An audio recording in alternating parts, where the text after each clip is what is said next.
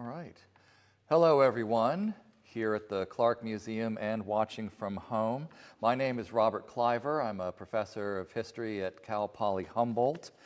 And before we begin today, I would like to thank our partners, the Humboldt County Historical Society and the Humboldt County Library, whose support makes this series possible. We also extend our collective thanks to our sponsors, the Cutting Edge Hair Salon and the Carl Johnson Company, for their essential financial support. I also want to thank Mr. Jay Tligman, the man behind the camera, for his exceptional live streaming services once again. Thank you very much. And remember to like this live stream, subscribe to the Clarke Historical Museum and become a member if you're not already. And subscribe to our channel on YouTube, our Facebook group, and Instagram, if you are so inclined. And please consider becoming a member not only of the Clarke Museum, but also the Humboldt County Historical Society. Your support helps us to continue our shared mission to preserve and celebrate the rich and varied history of Humboldt County and the greater North Coast region. So I'm delighted today to have the opportunity to introduce our speaker for this week's Saturday Speaker Series. In June of 1775, June 9th to be precise, which is Monday, will be the 250th anniversary, the Spanish frigate Santiago and the schooner Sonora arrived in what is now known as Trinidad Bay. This marked the first recorded contact between European explorers and the Yurok people of the Tsurai Village, a key moment in the history of Humboldt County and the greater North Coast. We're honored to welcome Patricia Fleschner, director of the Trinidad Museum, to help us better understand this important expedition. Patricia holds a master's degree in history and specializes in Spanish exploration of the Pacific Northwest from 1769 to 1795. She has presented to various institutions, including Cal Poly Humboldt's OLLI program, the Humboldt County Historical Society, and more on topics such as Spanish landings, maritime discoveries, and coastal mapping. Today, Patricia will take us through the 1775 voyage, drawing on the first-hand accounts of Bruno de Hezeta and Juan Francisco de la Bodega y Candra, to explore this historic journey's goals, experiences, and long-term impacts. Please join me in welcoming Patricia Fleschner. Thank you. Yeah. Thank you. I'm Fleschner with Trinidad Museum Society, and our presentation here is, I've had wonderful assistance from Alexandra Cox, and we're very fortunate that we share the services of Alexandra at the Clarke Museum and at Trinidad Museum. So Monday, June 9th, is a very important day in our Humboldt County history because of the Spanish being the first Europeans to make contact with the Yurok Indians of Tsurai Village in Trinidad. They stayed 10 days, and in general, it was a congenial, productive, and interesting experience for both the Indians in the Yurok community at Tsurai and for the Spanish. The Spanish expedition, which was sponsored by Viceroy Bucareli of New Spain. Viceroy Bucareli sent the Spanish mariners out in March of 1775 for several reasons, several goals. The first one was probably to check for Russian or other European encroachments on the Pacific Northwest because of a bull of Pope Alexander VI in 1493, so this was a year after the Columbus voyage. Pope Alexander VI declared the New World half Spanish and half Portuguese. And so the Pacific Northwest, about which the Europeans knew nothing whatsoever, was considered Spanish territory. But there was nothing known. This is a representation by a wonderful artist named Caleb Whitbeck on showing the Santiago, the 77-foot frigate on the left and the little schooner, the Sonora, which is only 38 feet long, 12.5 feet wide. And on the little schooner, it was so small that the Captain Bodega and his 15 crew members couldn't even stand up below deck. On the frigate, there were 90 men, and on the Sonora, there were 16 men. They set out from San Blas in March 1775. And here, this shows some of, I need to tell you where I get my information. I am not a Spanish speaker, sadly, a real oversight in my college education. I have my master's degree in British history. So I did a lot of original reading in English. I did not study Spanish, and so I've read all the journals of the principal people involved in the voyage, Captain Heceta, Bodega, Morelli, and Perez, and their biographies and their journals. However, I've read them in English translation.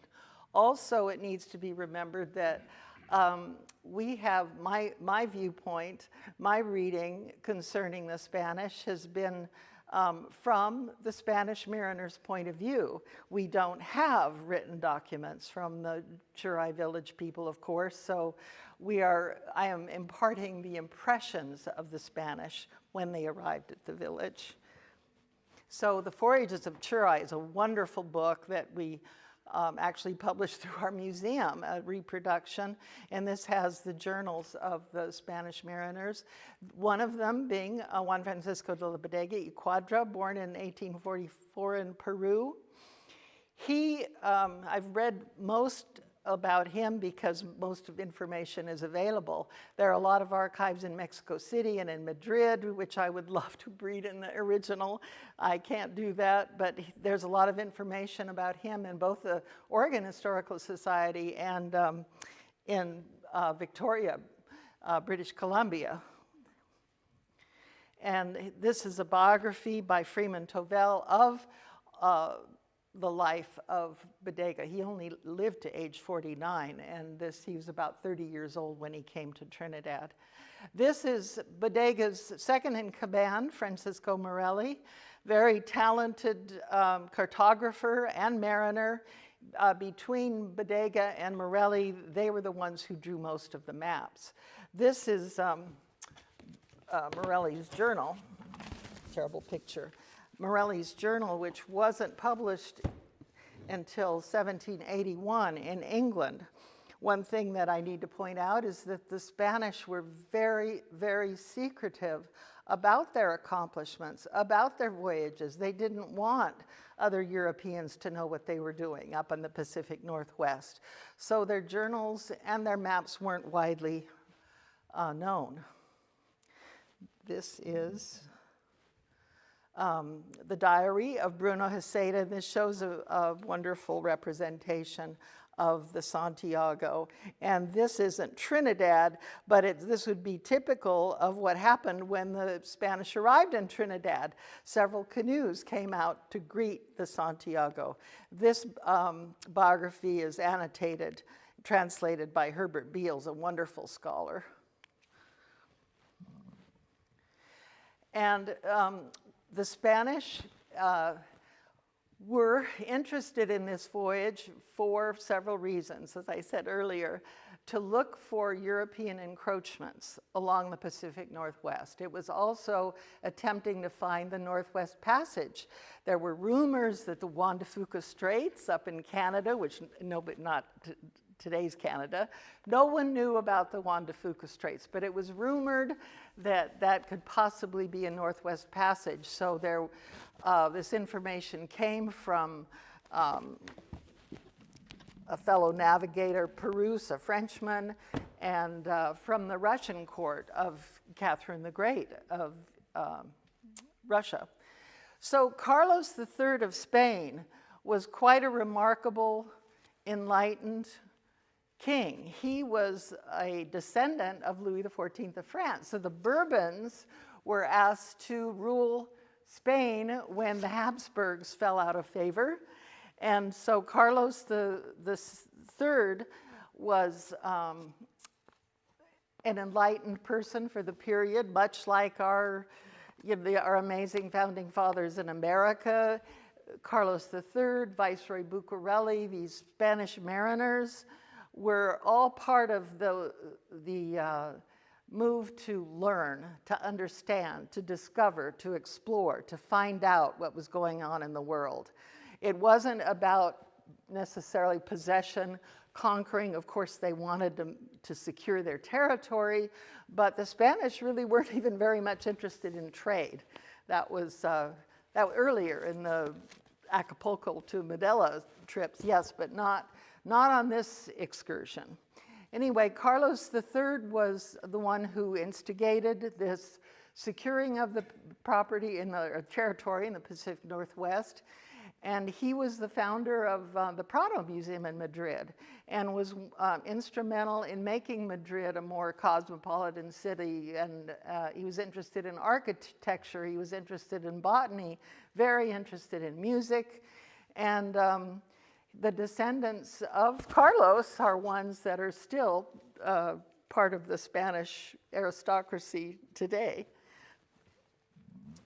That's Carlos. This is Antonio Maria Bucareli, and he, again, was one of these extraordinarily talented people who was running New Spain. He was a friend of Father Junipero Serra, the man who founded the first Spanish mission in Santiago in 1769. And most of these mariners that we were talking about knew him as well. Father Serra was very influential with Bucareli and very interested in extending the missions. In fact, even though we have, of course, 21 missions in California, it's in the first one in Santiago in 1769, the last one in Sonoma in 1823. But at the time, in the 1770s, Trinidad could possibly be another mission or presidio. That was part of their exploratory mission. These are some maps that just to show you what they were dealing with at the time. So in 1544, here's our coast of California and Mexico. We don't know very much. This is all terra incognita up here. 1544, nothing much is known about the New World. And in 1575, slightly more, we've got a pretty good idea of South America and Mexico and Baja California. But again, the Pacific Northwest, not much is known. We've got a little bit of China and Russia over here in 1575. And 1725, we're starting to learn more. Still, in the early part of the 1700s, this is what the Spanish were wanting to find out about. I just threw this in because I recently reread Gulliver's Travels by Jonathan Swift. In 1726, here's Cape Mendocino. And since Sir Francis Drake had been to America in 1579 and named California, or our territory over here, New Albion, this was Jonathan Swift's representation of the Pacific Northwest coast. Then this is a map by a fellow named Belin, a Frenchman who had, in 1766, he had never been to this area. However, because of Bering, Chirikov, you can correct me the name, Bering-Chirikov expedition in 1741. Here's some idea of what the Aleutians might have represented. And so Bering, who, terrible fate, they died, of course, on their expedition, but Belin drew this map and this terrible, idea of what the Pacific Northwest and California might have looked like in this area. So what's astonishing and why I think this map is interesting is because this is the map that Heceta had aboard the Santiago when they started out in March in 1775. Here's the Santiago, about 77 feet long at the keel, and Bruno Heceta and Juan Perez were on it. The port from which they started their journey was San Blas. This was a brand new, in 1775, port, 1774, 75. It was considered the place, the Spanish shipyard, where building of ships would occur. And many of them did, including the Santiago was built in San Blas. So I'll show you on another map. It's just opposite the tip of Baja California on the Mexican mainland. The Santiago had another voyage before the successful landing of the 1775 expedition. In 1774, Juan Perez, the second in command of the Santiago, he was set out with the instructions of Bucareli to go to try to land and claim territory in the Pacific Northwest. He had a successful voyage in many ways, but he didn't land at all. He made it up to today's British Columbia, but he did not land. And there's an interesting incident, which I'll give in another lecture. I'm giving a longer lecture about the later voyages for OLLI class on July 30th. And I'll tell more about the Perez voyage of 1774. But anyway, the main point is the Santiago was built in this new port, which was San Blas. And here is the little Sonora, the little 38-foot Sonora. When the mariners started out, the Sonora was so bad for picking up wind and sailing that they actually, it was towed up to Trinidad by the Santiago, which was a humiliating experience, of course, for the captain, Bodega, of the Sonora. But Bodega is a remarkable, adaptable man, and he went along with it. And one of the things that Morelli wrote this about in his journal, about the conditions of sailing in the Sonora. He wrote, "We could not but be sorry to observe the horror that the crew conceived of the bad condition of the schooner, which afforded miserable quarters for the sick, as the seamen could not do the business without being thoroughly wet, except when it was calm. These distresses would have become insufferable had not the commander, Bodega, behaved with the greatest kindness to the crew. He encouraged them to persist also by giving them frequently small presents, and reminded them of the glory they would obtain on their return if they reached the proper latitude." He added also that the risk was nearly equal to both vessels. Some of the crew wanted to transfer over to the Santiago, and that as each ship's company valued their lives, they might be sure that it would not be attempted to proceed further than was consistent with their mutual safety. This interposition of the commander had at length the proper effect, and we agreed to live and die together.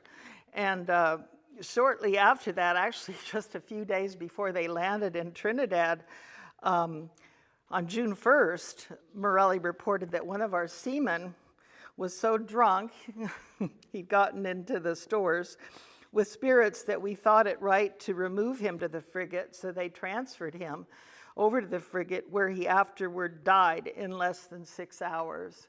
So that was the first fatality of this voyage.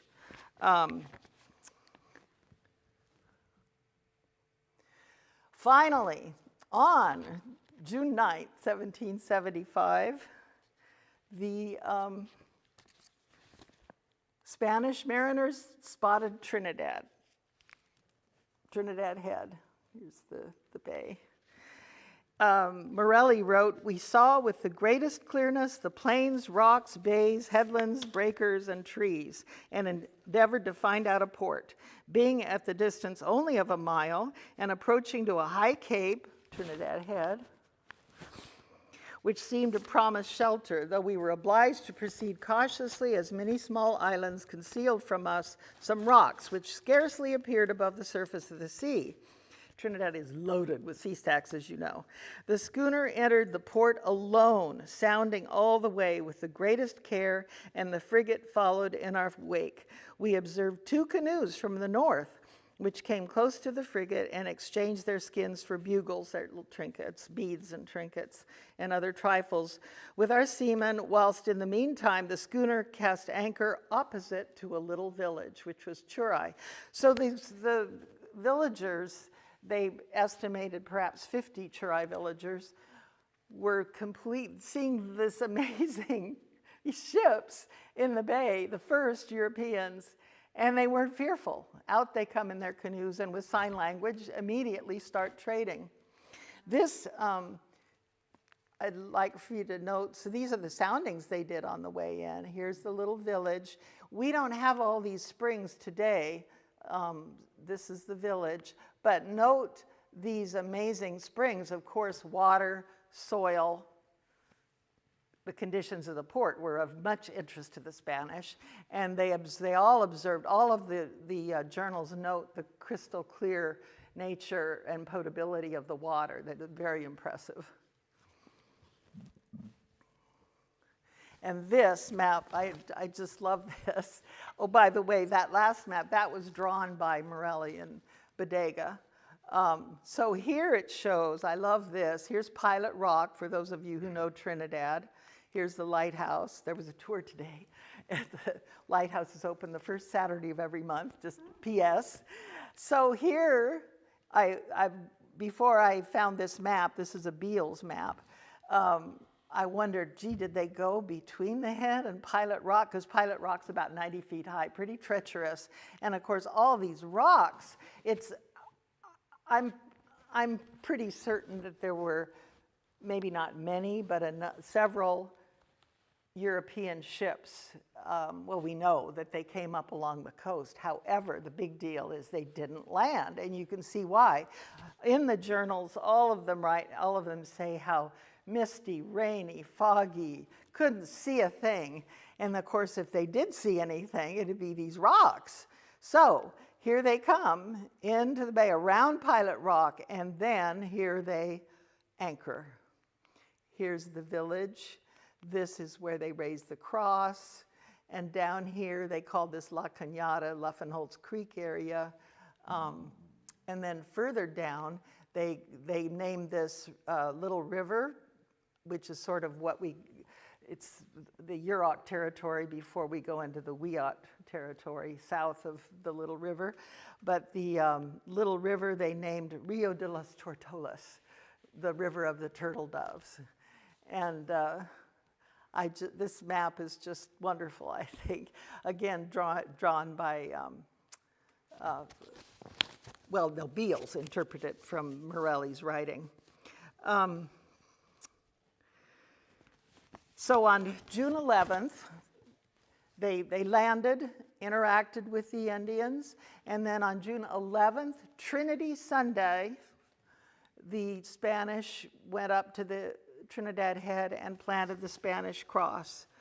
Morelli described the possession ceremony at the top of Trinidad Head. The cross was presented, Mass was celebrated with a sermon, and possession was taken with all the ceremony which our instructions directed. The occasion was celebrated with several artillery and cannon salvos, a noise which made the Indians tremble and frightened them, they believing that we had some unconquerable forces. But learning that no harm would result from our ceremony, they gathered to pay us a visit and perhaps to inquire about the unseen disturbance which had so astonished them. During the 10 days in Trinidad, the Tsurai villages were very generous in supplying the ships with wood and water from the abundant tree supply and the pristine springs. Presents were exchanged. They were very, very interested in the Spanish knives, iron, cooking pots, anything metal. They loved the beads and the trinkets. They were not very interested in the cloth that the Spanish had brought along. They were not terribly interested in the food.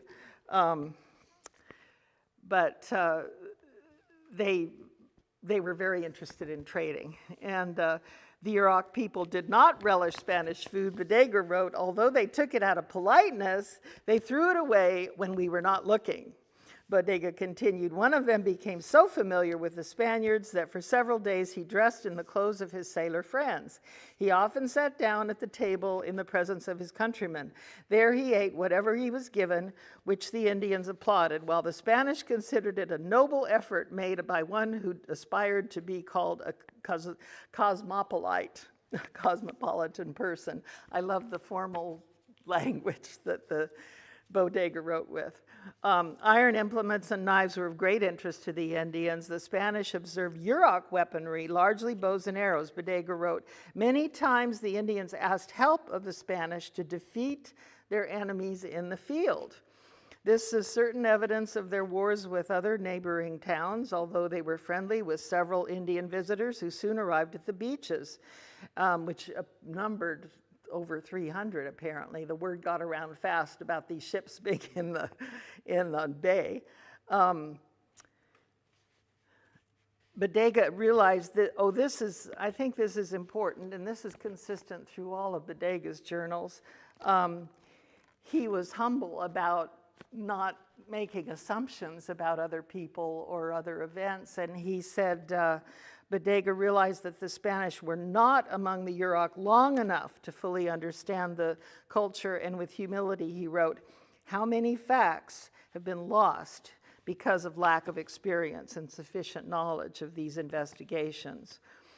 Nonetheless, the Spanish made many efforts to describe the Tsurai inhabitants. Bodega wrote in his journal, the natives are affable and not suspicious and are honest except when some article catches their attention as being new or useful. The native houses are square, subterranean huts. You have examples here. We have pictures in our museum. We don't have a wonderful example like that. Well constructed of thick planks with roofs which touch the ground, and circular entrances barely the width of a human body.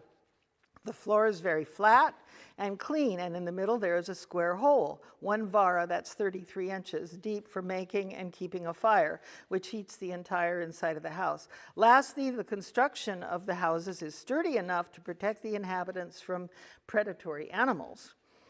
Hazeda observed, the greatest diligence has not enabled me to learn what sect they belong to or their spiritual life, or to what type of paganism they adhere to. I only know that the practice of polygamy is prevalent.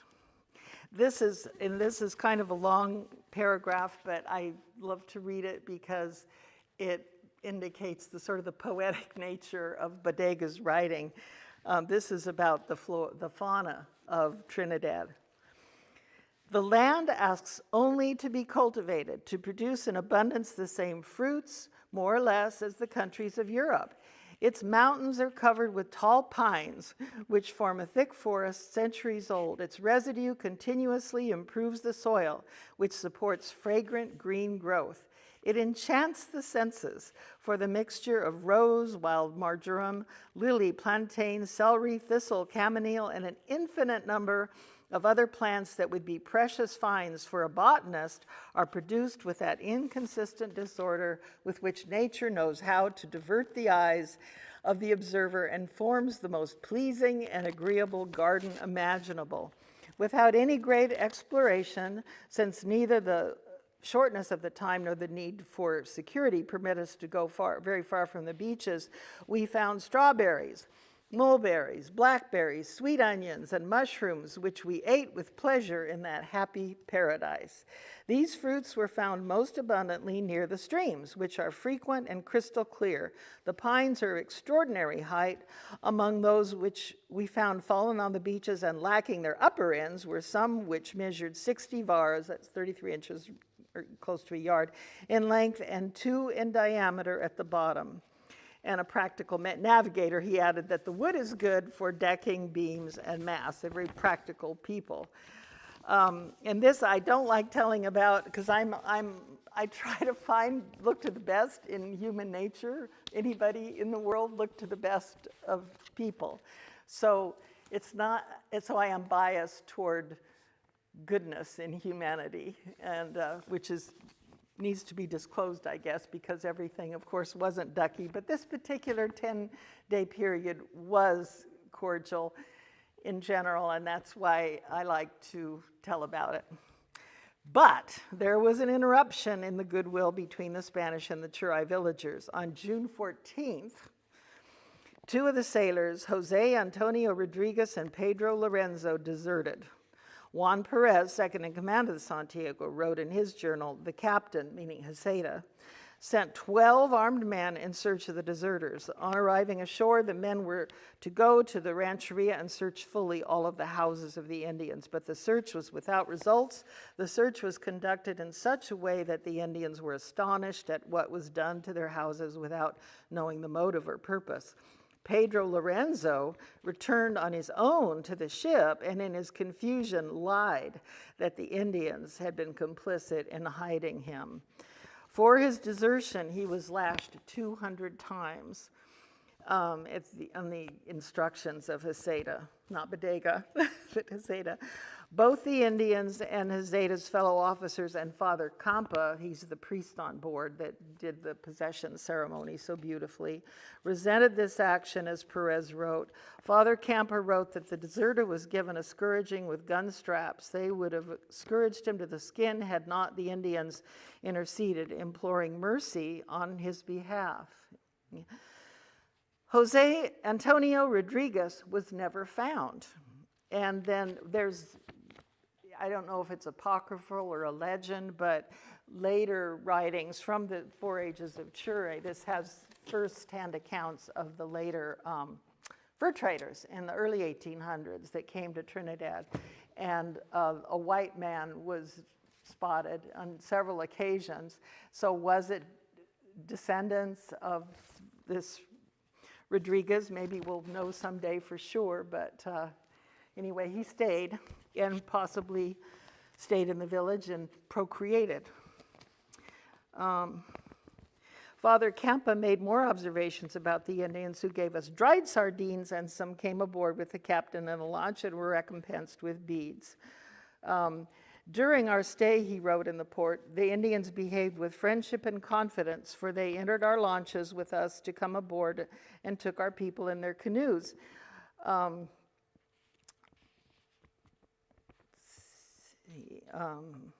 He talks about the building of the canoes and more about how beautiful the redwoods or the pines. The redwoods are for making, you know, a canoe. They're very interested in how beautifully built the canoes were. He said about their food, the Indians are content with what they need for fishing, for the mussels, which are plentiful and which are their regular food. Seals, which the Indians also eat, are abundant, and the Indians have in their houses a supply of meat and many bladders full of the fat of these animals. They preserve many pieces in the manner of ham. They heat these over the fire and catch the fat on some pounded plants, which they eat with great pleasure. Also, some sea otters are seen. Not anymore. We have river otters in Trinidad, but not sea otters. But they are not so abundant as the seals. I'll just P.S. He mentions trading sardines. So in our Trinidad Museum now, we have a wonderful exhibit on Luffenholt's Fish Camp, 1950.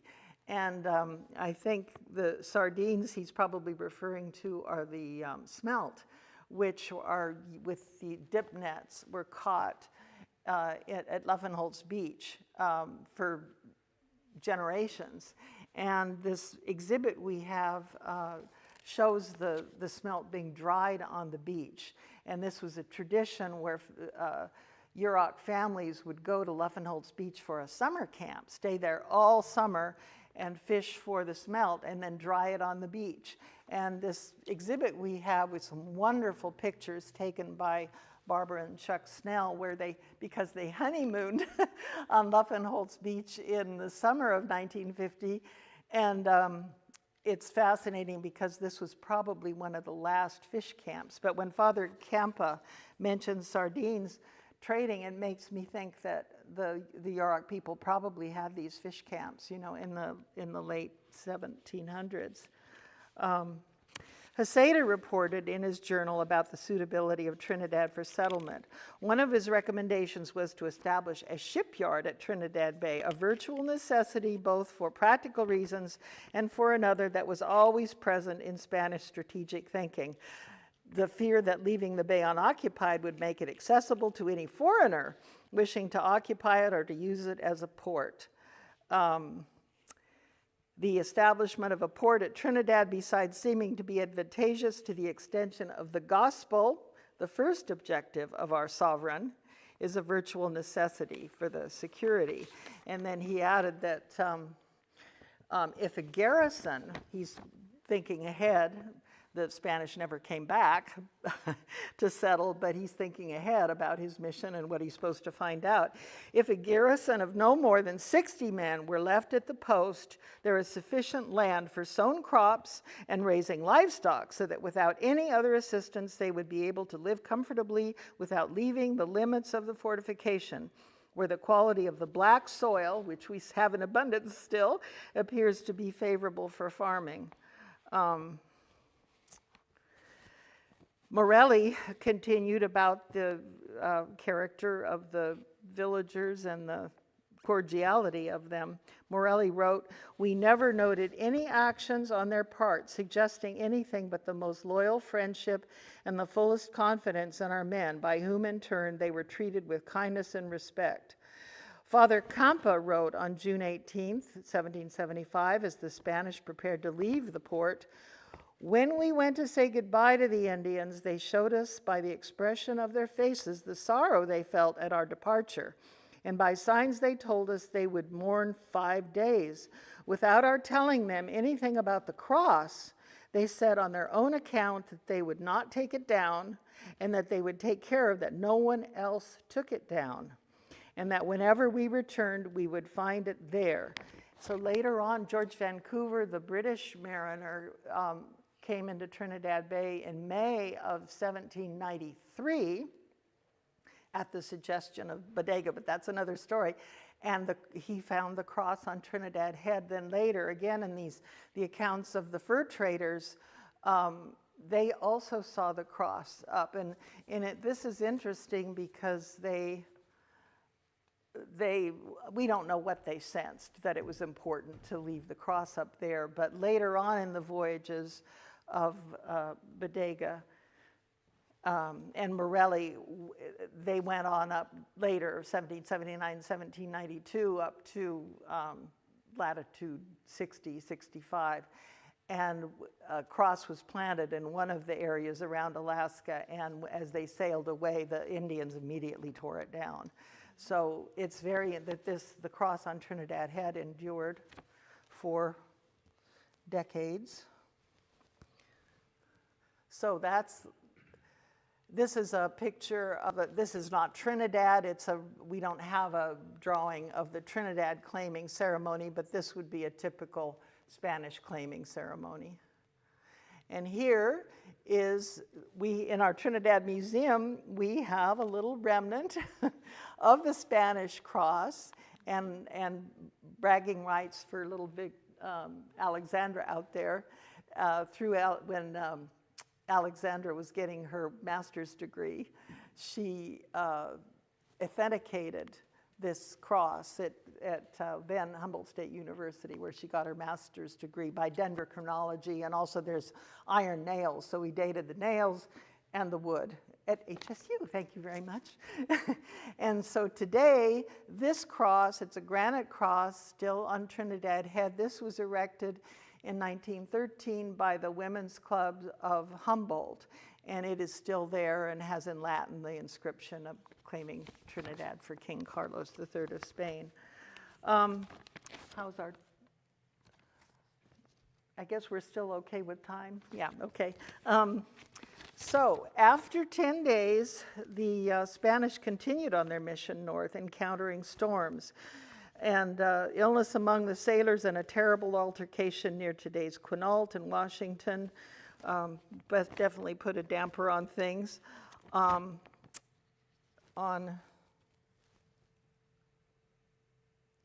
Yeah, so this is, oh, I'm sorry, it's kind of This is Trinidad. So this is the very first map of any accuracy about the Trinidad, the California coast. And then you see it's a little vague up here because they hadn't gone up here yet. But here's our Trinidad map showing Trinidad and Rio de los Tortolas. And here, this is not very good, this is Baja California. And here this shows San Blas, the Spanish naval base. So 1775, the very first maps of Trinidad, or the coast. And this, so I'll tell about this, the rest of their voyage. So this is another lecture, but between 1775 and 1792, Bodega and Morelli on the 1779 voyage had mapped the entire coast. And it's extraordinary that some of the, you could go to these places today and they would still make some sense. Then, in 1792, this is a wonderful thing to study. It's very vague, but when he got back to Monterey after this, in 1792, after several other voyages, he mapped all these little lines, all up and down California and Oregon, Washington, Canada, and Alaska. He mapped all of their voyages, and you can just see I started out saying they started out in March 1775, landed in Trinidad in June, so the 3 months out at sea, and they couldn't land because of the wind. And here's our coast. And most of these voyages, they had to stay way offshore because they don't have motors, they don't have GPS, and so they're navigating with dead reckoning and a compass. And aside is these mariners, Heceta, Bodega, Morelli, not Perez, he was an old salt who had actually supplied the first mission for Junipero Serra and gone on that 1774 voyage. But there were a number of navigators who had learned all the latest chronometer and azimuth, is that how you pronounce it? The navigational aids for mariners. They had all studied in the early 1770s in Spain. And so they all came to New Spain, San Blas, to do this exploration because of Carlos's wishes and Bucarelli's wishes. And so they had all the latest navigational aids of this period. They understood them. We don't know what instruments they had on board the ships. They don't, remarkably, in their journals, they don't say, well, I had an azimuth, But so they went by the wind and the currents, and this was partly their mission, to find out where the currents were and the prevailing winds. And so a lot of these journals are filled up with notations on the wind and the weather. And there were many foggy days where they didn't know where they were. But I love this map because it just shows how far out and all the detours and routes they had to take to do the navigational work that they did. So this is back to the Belen map, freshly inserted by Alex the other day, that this was the map they had on board the Santiago Heceta from 1766. That's what they had to go on. And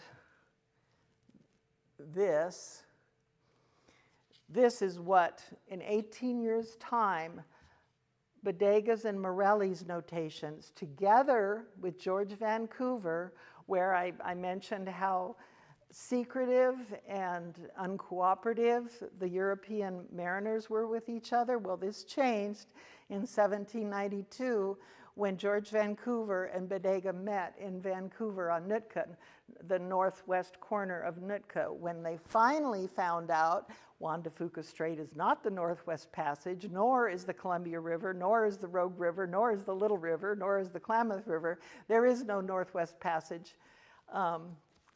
In 1792, it was finally determined that. And what I find so amazing about this period is that Vancouver from England, Bodega from Spain, the countries were hostile to each other for the most part, but these navigators had such respect for each other that they combined their work back to, see, this is Bodega's map. Here's Vancouver's map of the same year. So they combined their incredible knowledge charting the coast, and this map was produced. So that's another story, but it's just, I like to make us aware that a lot happened in this 18-20 year period. So after Trinidad, 10 days, the Sonora and the Santiago went further north. Their mission was to get to 60 or to 65 latitude. And Bodega and Morelli got to 58 latitude, which is up a little north of like today's Sitka, Ketchikan area. And this is one of the places where the cross was removed that they planted. There was a terrible altercation in the Quinault area, which I won't tell about now, but will in July 30th.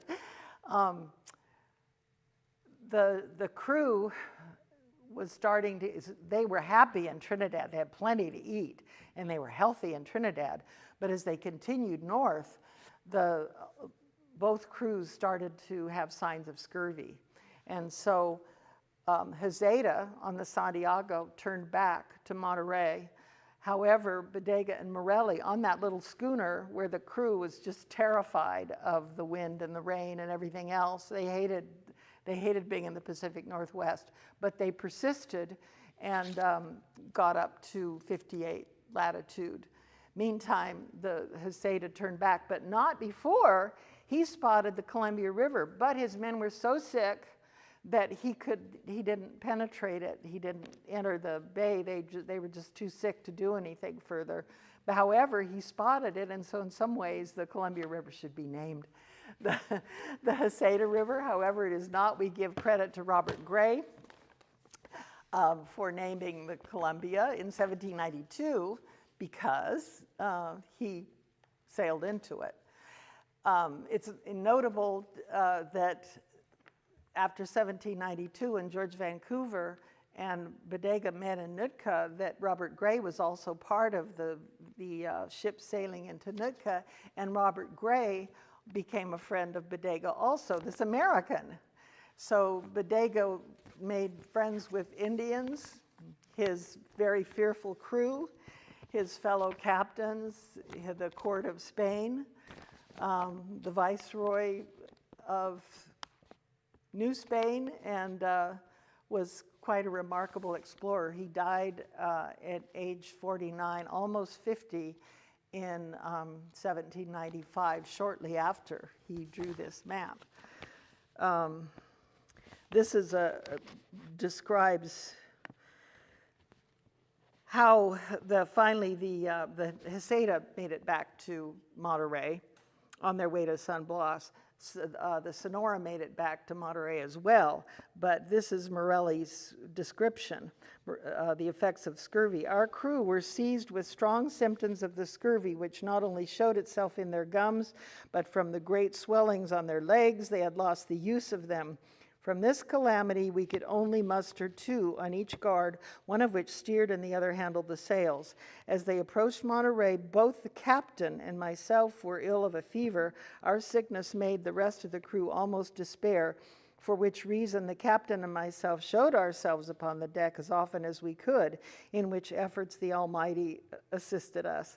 On October 8th, we landed our sick, and amongst the rest, our captain and myself, who had suffered more from the scurvy than any of them.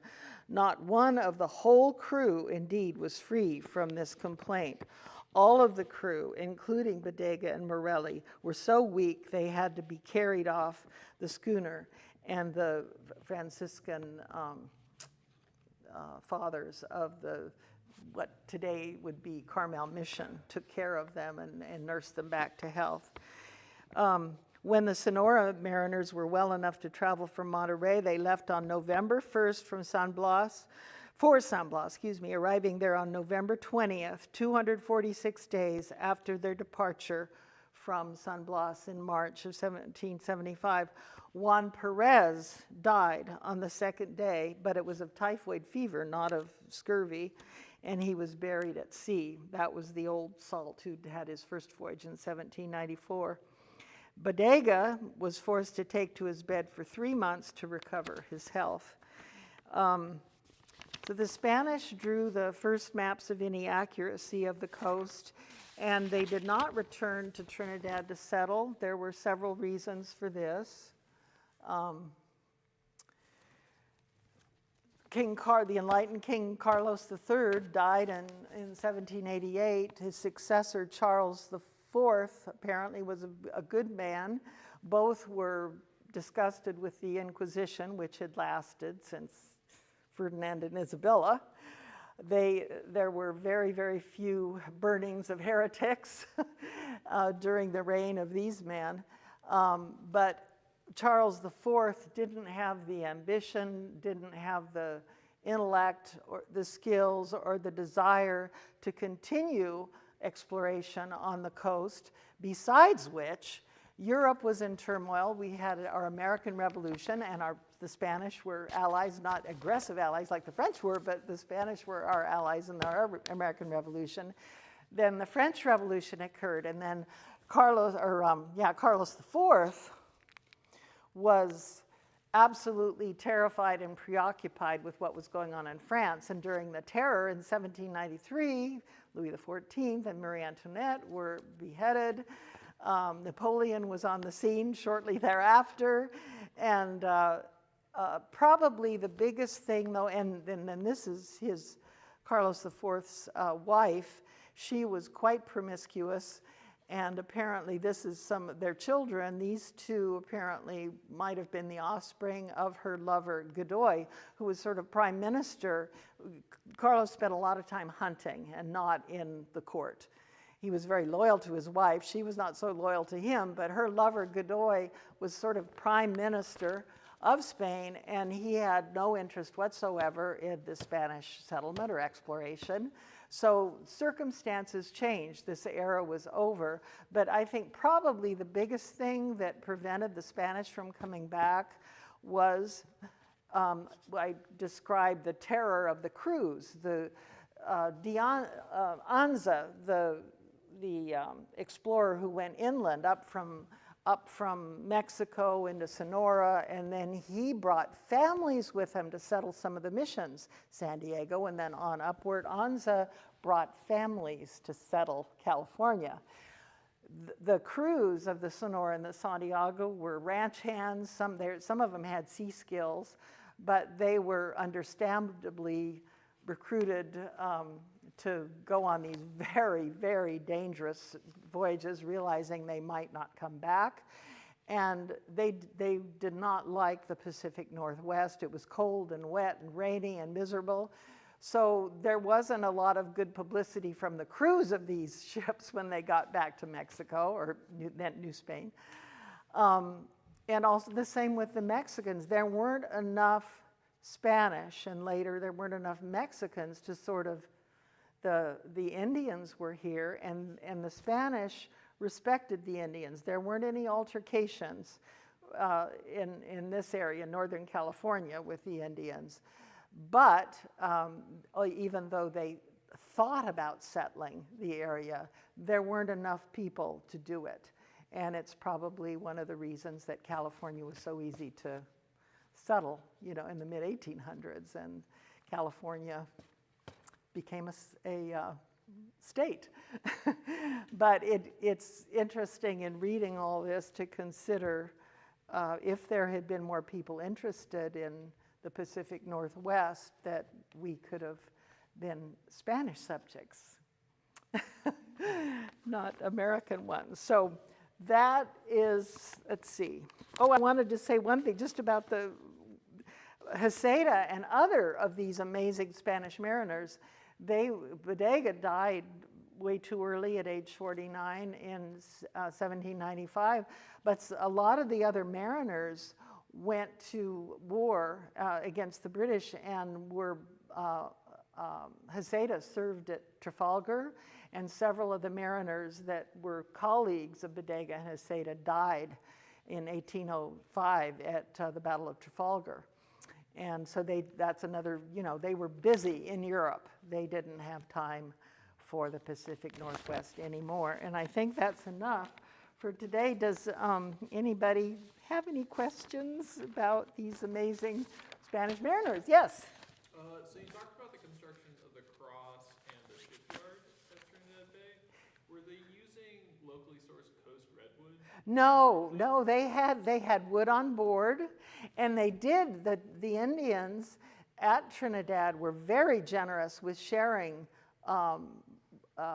lumber from mass, and so in all their stops on the voyages, the Spanish wanted wood and water, but it was for mass. But they had some prefabricated crosses because they were supposed to do claiming ceremonies.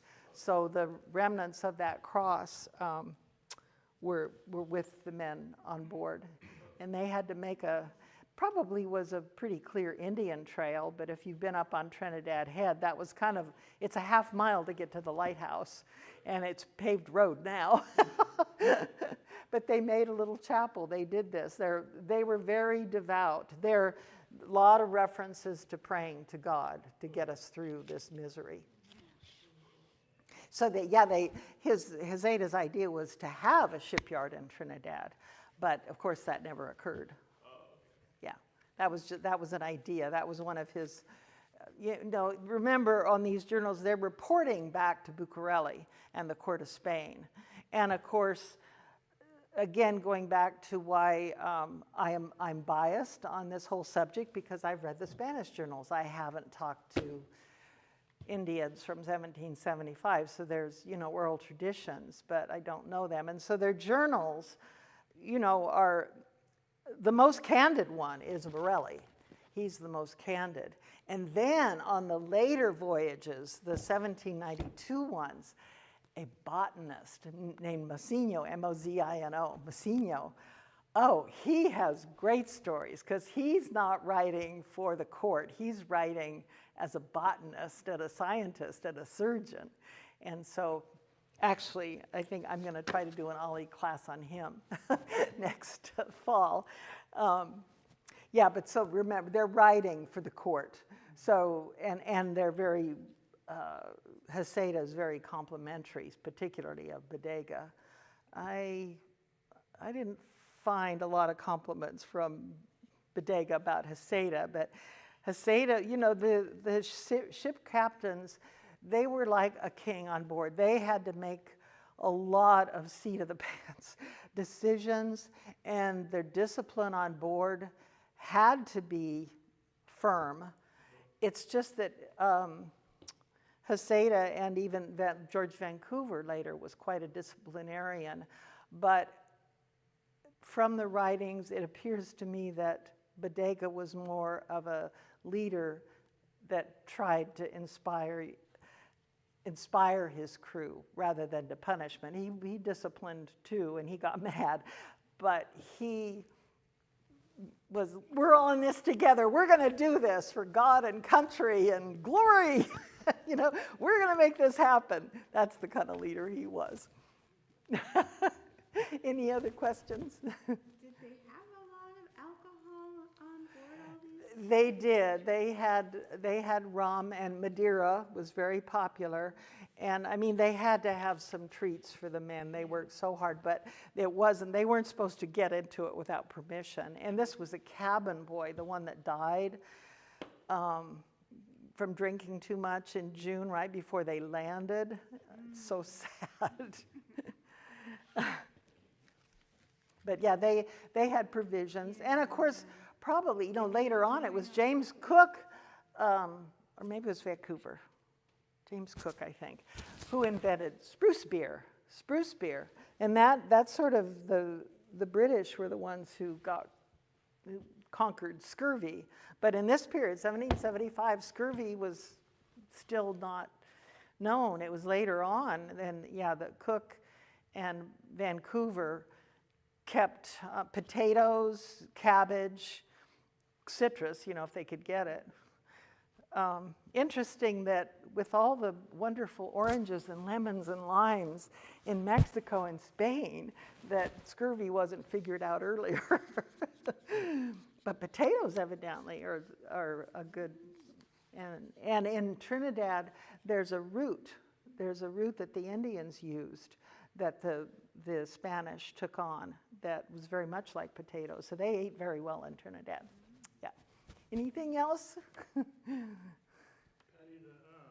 the accounts that are in Quest Oh, Steve! Sorry, I'm late. Top of the tail end. The Quest for Kuala Lumpur, it's got Vancouver and I think Zeta. But where are they from? Are there books that you've studied that these are just snippets from that got? I've got the biographies of Bodega and Vancouver. And Hezeda, no, I don't have a biography of Hezeda, and we don't even have a portrait of him, but we have all of his journals translated. So the stuff that's in Kuala Lumpur, the subset. Very minimal, very minimal. Yeah, it's good. Kuala Lumpur is Does it match what you see in the? Oh yeah, yeah. Nice to see you. Advertisement. Steve Lazar, who spoke here a few weeks ago. Steve is a deltiologist. He's collected 10,000 postcards, and he was kind enough to loan about 300 of them to Trinidad Museum.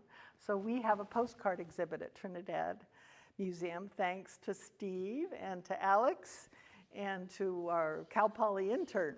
We've had some lovely interns this year. So come see Trinidad Museum and our fishing at Luffenholt's exhibit and Steve's exhibit in the postcard room, in the photography room. Patty did great work on all the interpretation. One of the things in Quest for Kuala Lumpur talks about how there's a Native American man who has blonde hair and Yes. blue-eyed features. Is there anything? Do you have any? No, we know he deserved it. Yeah, I talked about this. His name was, that's okay. Jose Antonio Rodriguez. Yes, he in Kuala Lumpur. That's one of the places where it describes he definitely was a deserter from the Santiago, and never came back. The other deserter, Pedro Lorenzo, came back and was thrashed. Probably a little unfairly, but yeah, we don't know the story, but there's poems and stories about Rodriguez and how he or his descendants, were spotted in Trinidad. It's a great story. I wonder if we'll ever know. Okay? All right. Thank you very much.